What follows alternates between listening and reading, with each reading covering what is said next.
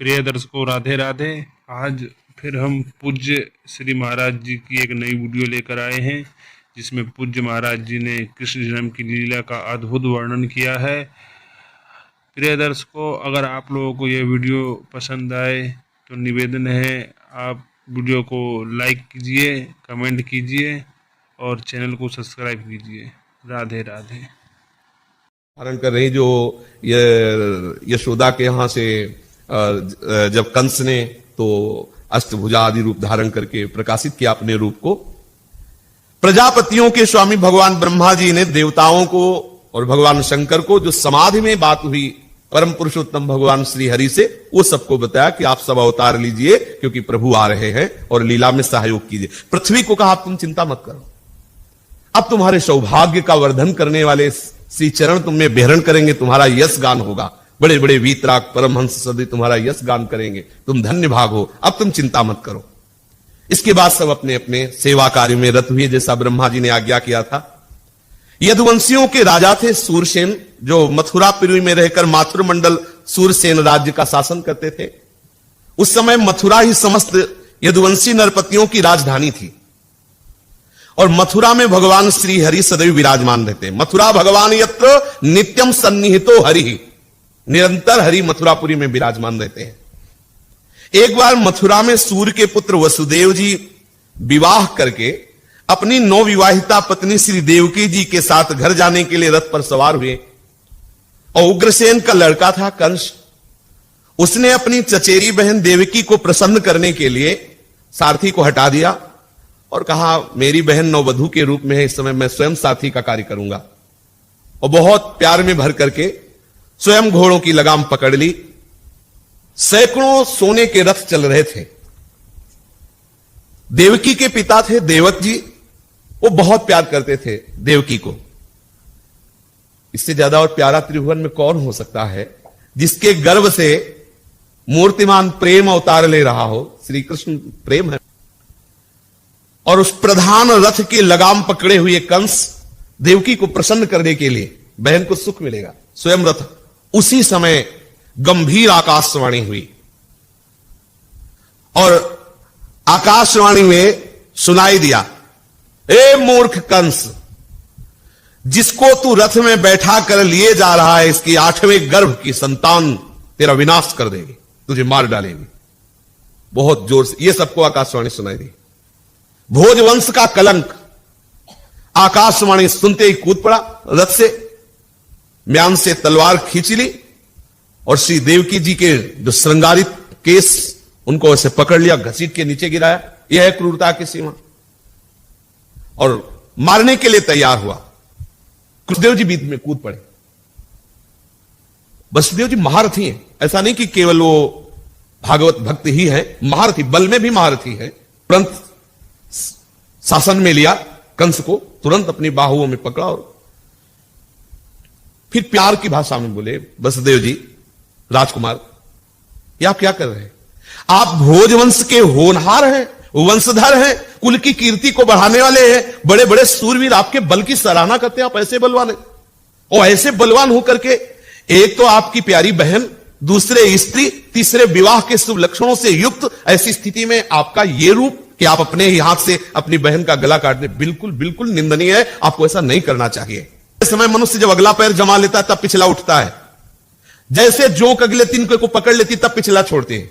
समझना सूक्ष्मता। ऐसे ही शरीर छूटने का जब समय होता है तो मानस आकृति तैयार हो जाती है कि सुअर बनोगे, कुत्ता बनोगे कि गधा बनोगे, और उसी में तन्मयता हुई, उसमें तन्मयता होकर यह शरीर छूटेगा। समझ रहे ना?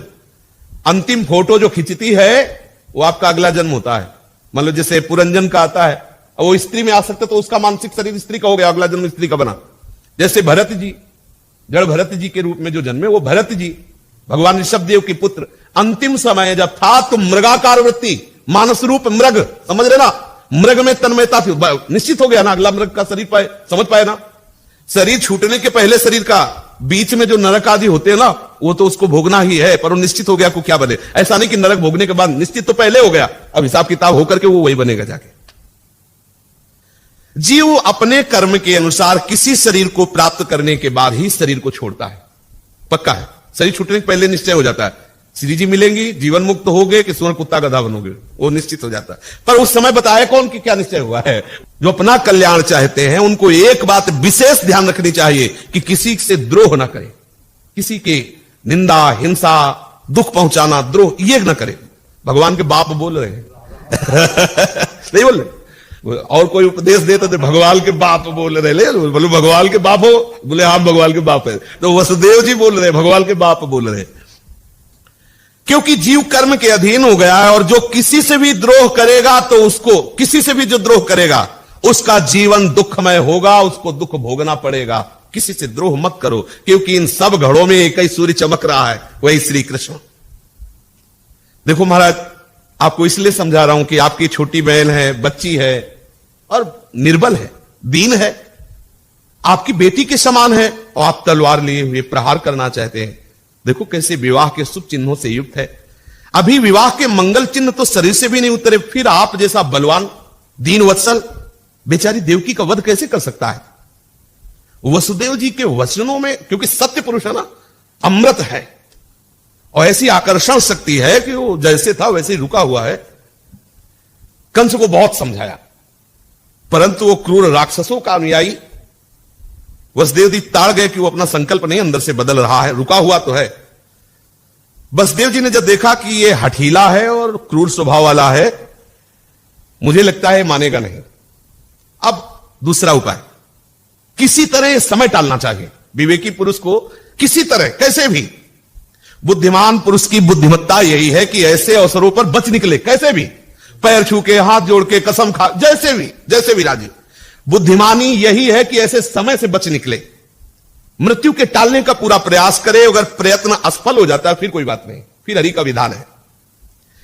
इसलिए अब मैं इस मृत्यु रूप कंस को टालूं, कैसे टालूं? कहा देखो देखो, सुनो सुनो, तुम्हें देवकी से कोई भय है? कंस ने कहा नहीं, इसका 8वां पुत्र मैं वचन देता हूं, जो भी पुत्र होगा वचन देता हूं तुम्हारे सामने लाऊंगा, तुम्हारे समीप अर्पित कर दूंगा। कंस ने वसुदेव जी के वचन पर संशय नहीं किया, इतना क्रूर कर्मी राक्षसी स्वभाव का, लेकिन वसुदेव जी की ऐसी प्रसिद्धि थी कि प्राण जा सकते हैं लेकिन इनके अक्षर नहीं झूठे हो सकते। जो बोला वो तुरंत वसुदेव जी के चरणों में प्रणाम किया, सम्मान किया। इसमें शब्द है, वसुदेव जी के वचन सुनते उसने बिल्कुल पक्का समझा कि हमारी दुश्मनी देवकी से थोड़ी है, और वसुदेव जी झूठ बोलते नहीं, तो जो लड़का पैदा होगा उसको मार देंगे। वसुदेव जी कोई कपट छल करने वाले पुरुष है नहीं, तो सम्मान किया, प्रणाम किया। वसुदेव जी अंदर ही अंदर तो बहुत गुस्सा हो रहे थे, क्योंकि अब सामने उस दृश्य उपस्थित था और अंदर अंदर जलन के। बताओ, ब्याह हुआ है और ब्याह के पहले ही जो बच्चे होंगे मारने का ठेका दे दिया ऐसे क्रूर कर्मा को। फिर भी वसुदेव जी ऊपर से प्रशंसा कर रहे थे कि हमारी ऐसी आशा है कि आप जैसे दीन बंधु दयालु ऐसा ही करेंगे। यद्यपि हृदय जल रहा था कि इस नीच दुष्ट पापी की हमें प्रशंसा करनी पड़ रही इसकी। कंस बड़ा क्रूर निर्लज्ज था, तो वसुदेव जी को ऐसी प्रशंसा करने में पीड़ा भी हो रही थी, पर ऊपर से प्रसन्न मुख होकर के और उसको सामने उसकी प्रशंसा करने लगे।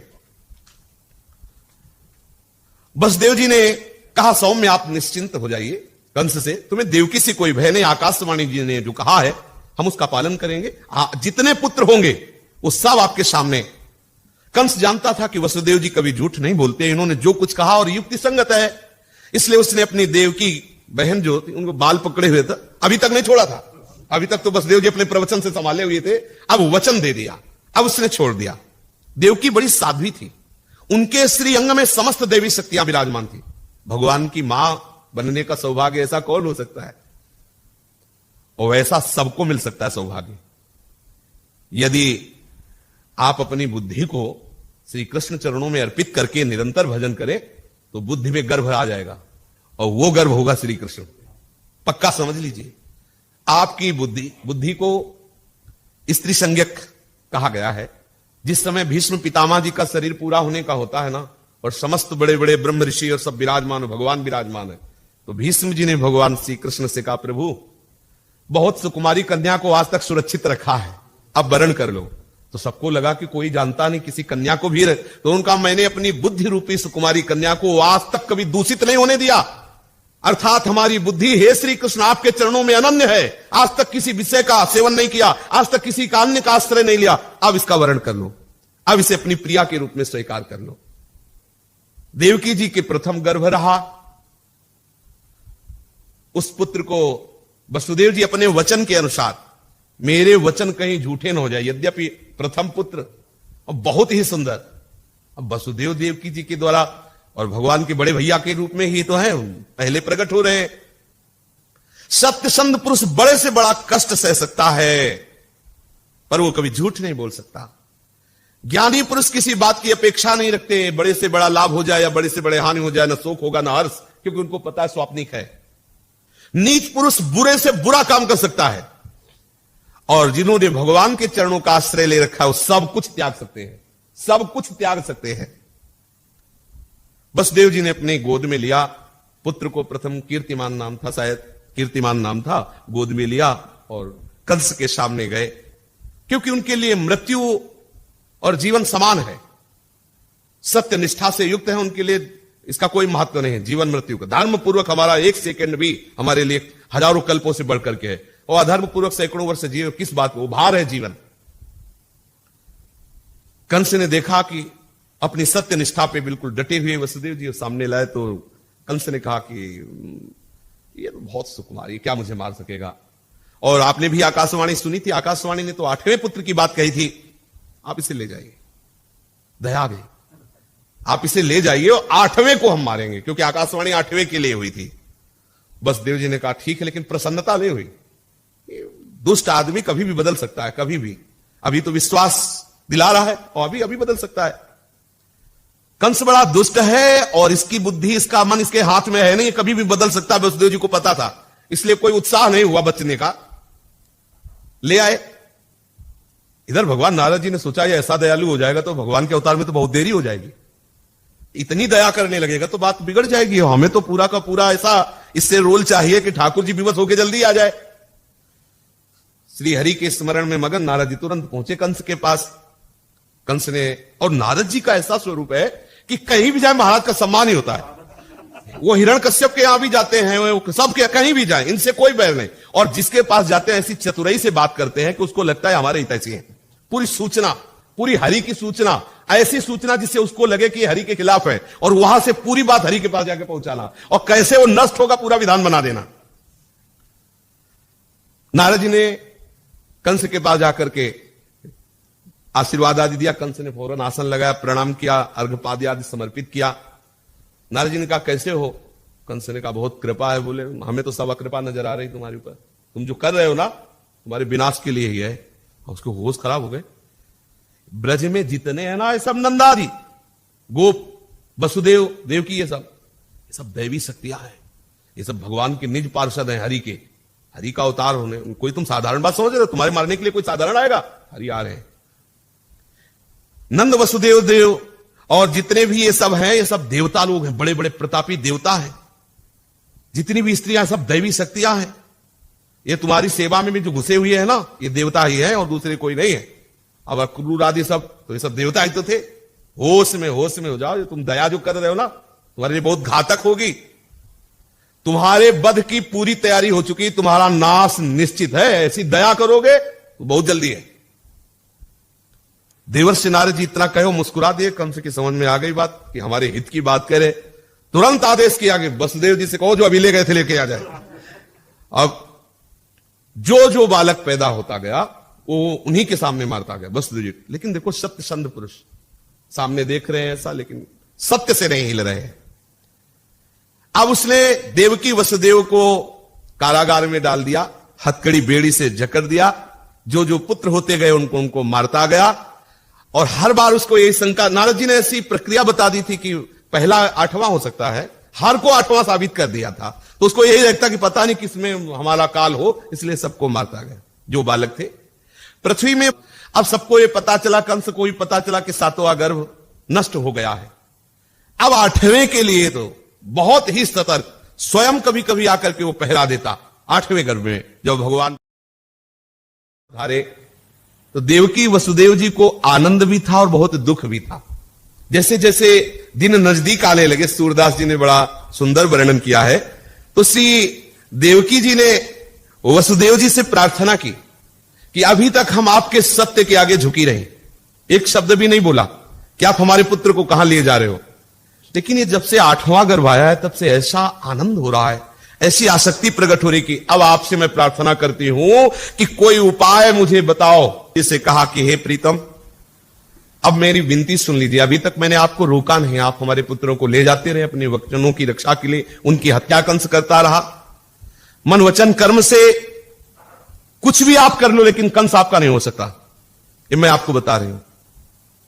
छल करो, कुछ भी करो, अब इस बच्चे को बचा लो, हमारे पास मत रखो, कहीं भी पहुंचा देना, कम से कम कानों से सुनूंगी तो कि हमारा लाला सुरक्षित है, बस इसी से हम जीवित रहेंगे।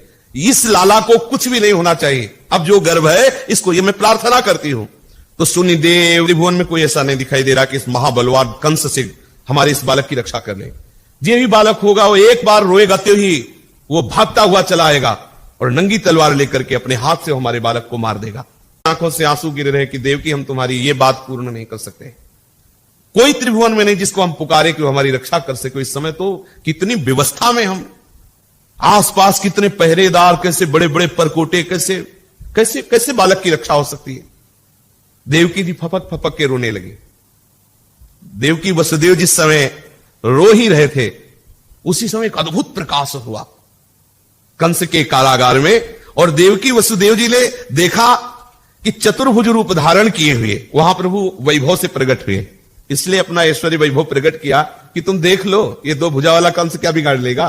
प्रभु अपने स्वरूप से प्रकट हुए। दुखित देख देवकी जी ने देखा, जिस समय दोनों रो रहे थे कि कौन हमारी रक्षा कर सकता है, उसी समय देखा कि सामने प्रभु प्रकट हो गए। हरि, देखो देखो प्रीतम, वसुदेव जी से देखो, ये सामने देखो कौन आ गया, भगवान श्री हरि को देखो। वसुदेव जी देखो, सामने प्रभु प्रकट हो गए, चार भुजाएं, कमल नयन, कैसी सुंदर शोभा। प्रभु कह रहे तुम चिंता मत करो, ये हमसे बचेगा ना, तब तो किसी को दुख देगा, इसको हम बिल्कुल मार देंगे, बिल्कुल तुम निश्चिंत रहो, इसकी ताकत नहीं। प्रभु ने कहा कि बोले उठे प्रतिज्ञा करी प्रभु मोते उबरे, तब वो ही मारे। अरे तुम चिंता मत करो, इसलिए प्रभु वैभव रूप प्रकट हुए। देवकी जी प्रभु का वैभव देख चुकी, फिर भी वात्सल्य लेना हृदय में। वसुदेव जी से कहा कि मुझे विश्वास नहीं हो रहा, यद्यपि मैं इनकी महिमा देख रही हूं, इनको छुपा दो कहीं ऐसी जगह जाके, कंस ना जान पावे।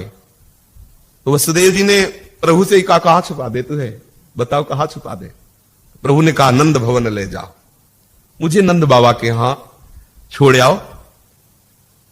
अब वो उस मां से पूछो जिसका इतना सुंदर पुत्र हो और उसे छोड़, तुरंत अभी प्रकट हुए, और अभी जी और देवकी जी वात्सल्य में डूबे हुए कि प्रभु फिर भी मुझे भय लग रहा है, तो मुझे नंद भवन में छोड़ आओ, ऐसा प्रभु ने आदेश किया।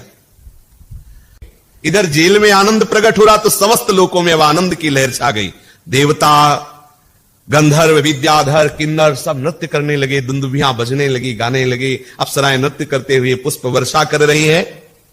सब जय हो जय हो जय हो, क्योंकि आनंद सिंधु प्रभु कंस के कारागार में प्रकट हुए। प्रभु ने आदेश किया कि मुझे नंद भवन में ले जाओ। अष्टमी तिथि, कृष्ण पक्ष, दिन बुधवार, रोहिणी नक्षत्र, ठीक रात्रि के 12 बजे सरकार का प्रादुर्भाव हुआ। अब प्रभु को जे भी स्पर्श करने की चेष्टा की तो समस्त बंधन अपने आप गायब हो गए।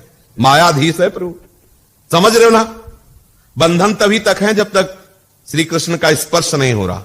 श्री कृष्ण के स्पर्श होते ही कोई बंधन टिक नहीं सकता, सब छिन्न भिन्न हो जाएंगे। हमारी कोशिश यही हो, हम अपने मन बुद्धि चित्त अहम को श्री कृष्ण चरणों का स्पर्श करा दे। भादो, वैसे ही भादों की अंधियारी रात, मेघ गर्जना कर रहे हैं, मूसलाधार वर्षा हो रही है और यमुना जी उफान पे है। शास्त्रों महाबली कंस के जो योद्धा उनका पहरा है, बड़े बड़े कपाट लगे हुए, कपाट खुल गए, हथकड़ी बेड़ियां छूट गई, कपाट खुल गए और भगवान शेष जी फण का छाता लगा के चल रहे हैं कि ठाकुर जी पर वर्षा की बूंद न हो। और आगे सिंह गर्जना से भगवान नरसिंह जी चल रहे हैं। भगवान का जो नरसिंह अवतार है वो आगे गर्जना करते हुए, कोई भी स्पर्श न कर सके वसुदेव जी को, क्योंकि यदि भगवान की रक्षा का भाव आपके अंदर है ना, तो रक्षा तो वही तो करेगा। अच्छा, जैसे श्री कृष्ण बाल गोविंद की रक्षा कर रहे हैं, गोपीजन तो काहे से कर रहे हैं, कृष्ण नाम से ही तो कर रहे हैं। शेष जी कौन है, भगवान ही तो है। भगवान शेष जी ऐसे फड़के हुए चल रहे हैं। अब जाके के आगे देखा तो अपार यमुना जलराशि, वसुदेव जी को लगा कि अब रात्रि में घोर अंधकार, अगर कुछ दिखाई दे रहा है तो लाला के श्री अंग की चमक से ही दिखाई दे रहा है। इंद्रनील मणि है ना लाला, तो उन्हीं की चमक से दिखाई दे रहा है, ऐसे काली अंधियार। वो मतलब अगर अंधकार में ही रात्रि है और मेघ ना हो तो तारागणों का कुछ प्रकाश रहता है, लेकिन मेघ छाया हुआ है और ऊपर से वर्षा हो रही है। यमुना जी में श्री वसुदेव जी प्रवेश करते हैं तो यमुना जी उफान भरती है। वसुदेव जी ने कहा कुछ भी हो, प्राणों की बाजी लगा करके नंद भवन तक लाला को तो पहुंचाना है। वो लाला को ऊपर उठाते जाते हैं। यमुना जी सोचती है कि अब हमारे प्रीतम हमारे पास से जा रहे हो, इनके चरण स्पर्श न कर पावे। यमुना जी और उफान भरती है। तब फिर लाल जी ने सोचा कि जब यहां तक जल आ गया कि मतलब यमुना जी मानेंगे नहीं, वो वसुदेव जी भी नहीं मानेंगे, तो यद्यपि बहुत छोटे हैं वो धीरे से अपना श्री चरण, अब अगर वो चरण बढ़ाना चाहते हैं तो बलि के यहां से बढ़ा दिया तो ब्रह्मलोक तक पहुंच गया। तो उनकी बात यमुना जी ने जो ही चरण स्पर्श किया यही यहां तक आ। वसुदेव जी को लगा कि ये क्या जादू हो गया कि इतनी बाढ़ी हुई यमुना जी। बस यमुना जी को पार करके गए तो जैसे यहां सब पहरेदार सोए हुए थे, ऐसे पूरे नंद भवन में, नंद ग्राम में सब सोए, कोई भी नहीं जगह था, सब योग माया के वशीभूत सो रहे थे। और खास गुप्त बात जिसे बाहर के लोग नहीं जानते, यशोदा जी के भी लाला हुआ था। ये जो लाला हुआ देवकी के, ये चतुर्भुज नारायण श्री हरि, जिनको भगवान विष्णु का अंश कहा गया शास्त्रों में, और ये जो लाला है ये निकुंज से आए हुए हैं। आनंदाज नंद के द्वार, दास अनन्य भजन रस कारण, प्रगति लाल मनोहर ग्वाल। रात्रि का समय है, योग माया ने सबकी बुद्धि को ढक लिया है, अर्थात सब सुसुप्ति अवस्था में है। यशोदा मैया भी कोई नहीं है, दासी यशोदा में सब खग मृग पशु पंछी सब, किसी को पता नहीं कि वसुदेव जी आए हैं। और जे ही गए तो वसुदेव जी को, तो ऐसे वो वसुदेव जी लाला को यशोदा जी के बगल में सुला रहे, ऐसे थोड़ी सुला रहे, ऐसे कि कोई देख तो नहीं रहा है, और वो लाला के ऊपर लाला समा गया। इसीलिए दो लाला के चरित्र हैं अपने ब्रज में, एक है ऐश्वर्य लाला जो कभी अघासुर मारता है कभी बकासुर मारता है, वो चतुर्भुज नारायण, और एक है रास विलास माखन मिश्री, ये हमारे लाला है। आज दोनों लाला यशोदा जी के बगल में एक होकर के शयन कर रहे, और सुबह फिर दासी सूचना देती, वो जगती लाला हुआ। वो आगे का शेष प्रसंग कल चलता। श्री राधा वल्लभ लाल की जय। श्री कृष्ण जन्माष्टमी महामहोत्सव की जय। Thanks for watching my video. Please like and subscribe to my channel and click the bell icon to get new video updates.